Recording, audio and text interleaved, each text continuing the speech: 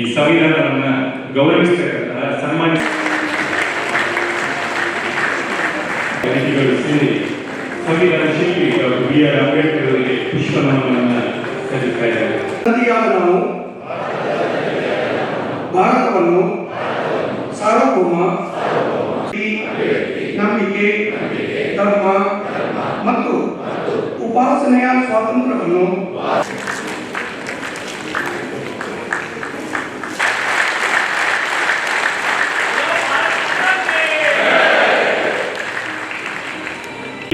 ಸ್ವೀಕರಿಸಬೇಕಾಗಿ ಕೇಳಿಕೊಡ್ತಾ ಇದ್ದೇವೆ.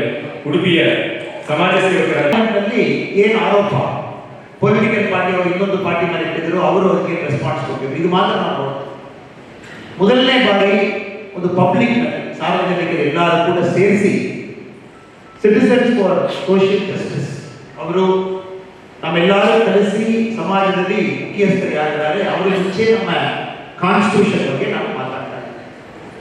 ಇದು ನಮ್ಮ ದೇಶದಲ್ಲಿ ಅಡ್ವಾನ್ಸ್ಮೆಂಟ್ ಆಫ್ ಕಾನ್ಸ್ಟಿಟ್ಯೂಷನ್, ಒಂದು ಡೆಮೋಕ್ರಸಿ ಎಷ್ಟು ಅಡ್ವಾನ್ಸ್ ಆಗಿರ್ತದೆ.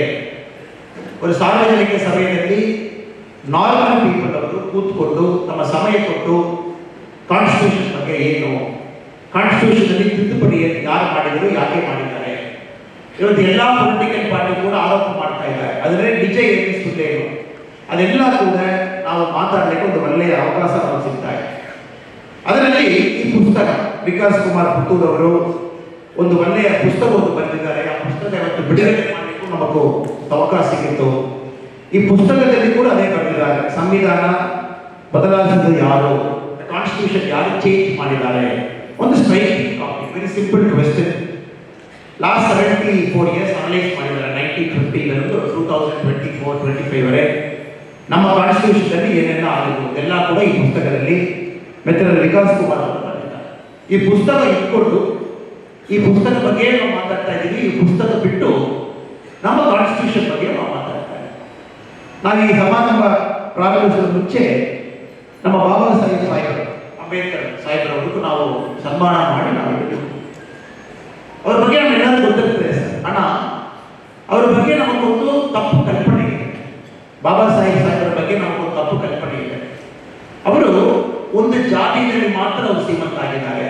ಯಾಕೆಂದ್ರೆ ಆ ಥರ ನಮ್ಮ ಹಿಸ್ಟ್ರಿ ಬುಕ್ಸ್ ಬರೆದ್ಬಿಟ್ಟಿದ್ದಾರೆ. ಲಾಸ್ಟ್ 50, 60, 70 ಇಯರ್ಸ್ ನಲ್ಲಿ ನಮ್ಮ ಹಿಸ್ಟ್ರಿ ಬುಕ್ಸ್ ನಲ್ಲಿ ಅಂಬೇಡ್ಕರ್ ಅವರು ಒಂದು ಜಾತಿಯಲ್ಲಿ ಮಾತ್ರ ಅವರು ಹೋಗಿ ಲಾ ಮಾಡಿಟ್ಟಿದ್ದಾರೆ. ಸರಿ, ಏನೋ ಕಾನ್ಸ್ಟಿಟ್ಯೂಷನ್ ಅವರು ಬರೆದಿದ್ದಾರೆ, ಸೊ ಲಾ ಮಾತ್ರ ಅವ್ರು ಗೊತ್ತಿರ್ತದೆ, ಬೇರೆ ಏನೋ ಅವ್ರು ಗೊತ್ತಿರಲಿಕ್ಕೆ ಸಾಧ್ಯ ಇಲ್ಲ. ಸ್ವಲ್ಪ ಲಾ ಬಗ್ಗೆ ಅವ್ರಿಗೆ ಸ್ವಲ್ಪ ನಾಲೆಜ್ ಇದೆ. ಈ ತರ ಮಾತ್ರ ನಮಗೊಂದು ಕಲ್ಪನೆ ಇದೆ.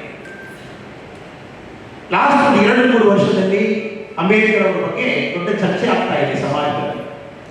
ಅದು ಪ್ರಶ್ನೆ ನಮ್ಮ ಪ್ರಧಾನಮಂತ್ರಿ ನರೇಂದ್ರ ಮೋದಿ ಸಾಹೇಬರವರು ಯಾವಾಗ ಗುಜರಾತ್ನಲ್ಲಿ ಮುಖ್ಯಮಂತ್ರಿ ಆಗಿದ್ದಾರೋ, ಇಂಡಿಯಾದಲ್ಲಿ ಒಂದು ಚೀಫ್ ಮಿನಿಸ್ಟರ್ ಅಂಬೇಡ್ಕರ್ ಅವರು ಯಾವ ತರ ಸಂವಿಧಾನ ಇರಬೇಕು, ಒಂದು ರಾಜ್ಯ ಯಾವ ತರ ನಡೆಸಬೇಕು, ಆ ತರ ಒಂದು ರಾಜ್ಯ ನಮ್ಮಲ್ಲಿ ಆಗ್ತಾ ಇದೆ. ಗುಜರಾತ್ ನಾವು ನೋಡಿದ್ವಿ.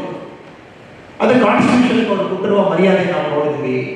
ಒಂದು ಆಣೆ ತಗೊಂಡು ಬಂದು ಅದರಲ್ಲಿ ಕಾನ್ಸ್ಟಿಟ್ಯೂಷನ್ ಇಟ್ಕೊಂಡು ಅಹಮದಾಬಾದ್ ಬೀದಿಯಲ್ಲಿ ಚೀಫ್ ಮಿನಿಸ್ಟರ್ ಅವರು ನಡ್ಕೊಂಡು ಅಂಬೇಡ್ಕರ್ ಅವರು ಗೌರವ ಕೊಟ್ಟು ಕಾನ್ಸ್ಟಿಟ್ಯೂಷನ್ ಕೊಟ್ಟುವ ಇದನ್ನ ನಾವು ನೋಡಿದ್ವಿ.